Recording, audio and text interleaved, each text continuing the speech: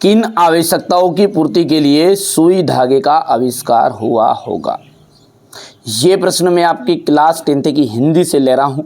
बड़े ही महत्वपूर्ण प्रश्न जो कि हर साल आते हैं। देख लीजिए, आपका यही क्वेश्चन नहीं है, पूरी कॉपी आपके हिंदी के सिलेबस से ही भरी हुई है। चाहे आप साइंस हो, सोशल साइंस हो, घबराना नहीं है, जो मैं बता रहा हूँ उसी को कर लोगे ना, जिसमें काम हो जाए। तो प्रश्न फिर से पढ़ते हैं कि कौन सी आवश्यकताएं हुई, उनको पूर्ति करने के लिए सुई और धागे का आविष्कार हुआ होगा। देखिए, प्रारंभ में मनुष्य नंगा रहता था। मनुष्य जो था प्रारंभ में कैसा था, नंगा था। ठीक है, उस समय तन ढकने के साधनों का कोई रूप नहीं था।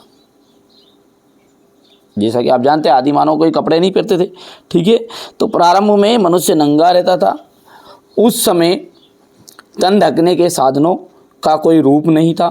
सर्दी गर्मी आदि से बचने के लिए तन ढकने का उपाय की भावना ने सुई धागे का आविष्कार के लिए प्रेरित किया होगा।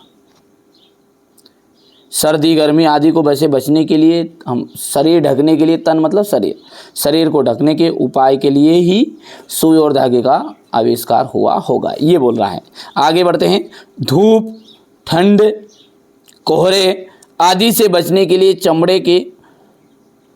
चमड़े, पत्तों या कपड़े से तन ढकने के लिए, वस्त्र सिलने के लिए सुई और धागे की खोज की होगी। यानी कुल मिलाकर बात यह है कि शरीर को ढकने के लिए यहाँ पर सुई और धागे का आविष्कार हुआ होगा। चाहे चमड़े से सिए हुए अपने जो जूते बनाए जाते हैं, ठीक है, वस्त्र सिलने के लिए, ठीक है, सुई और धागे की ज़रूरत पड़ती है। पत्तों को भी सिलने के लिए सुई धागे की ज़रूरत पड़ती है। तो ये सब घटनाओं के लिए ही सुई और धागे का आविष्कार हुआ। ठीक है भैया, बहुत ही सिंपल है और सिंपल भाषा में मैंने आपको यहाँ पर बताया। देखिए, हमारा मकसद क्या है, आप अच्छे नंबर प्राप्त करें। और वो कब होगा कि जब आप इन चीज़ों को अच्छे से कवर कर पाओगे। चाहे आप, ठीक है, साइंस की बात करें, सोशल साइंस की बात करें, हिंदी की बात करें, यदि आपको 100/100 चाहिए, ठीक है, नंबर पूरे, ठीक है, जितने नंबर का आपका पेपर है उतने ही नंबर चाहिए, तो मैं जो बता रहा हूँ ना, वो IMP करो। उसके बाद में अपन सिलेबस के अंदर भी घुसेंगे पूरी। ठीक है, मैंने आज चैप्टर वाइज पढ़ा भी दिया है, ऐसा नहीं है। आप एक बार प्ले लिस्ट को चेकआउट जरूर कर लीजिएगा, आपको खुद समझ में आ जाएगा। खास चीज़ें मैं बता रहा हूँ, ठीक है, जो कि सिलेबस में आती ही है और एग्जाम में आपको देखने को मिलेगी। चलिए, तो पहली बार हो तो चैनल को सब्सक्राइब कर लेना, क्योंकि और ख़ास इंपॉर्टेंट प्रश्न देख लीजिए। इस तरह के ये प्रश्न आपके आने वाले हैं। ठीक है भैया, ये देख लीजिएगा।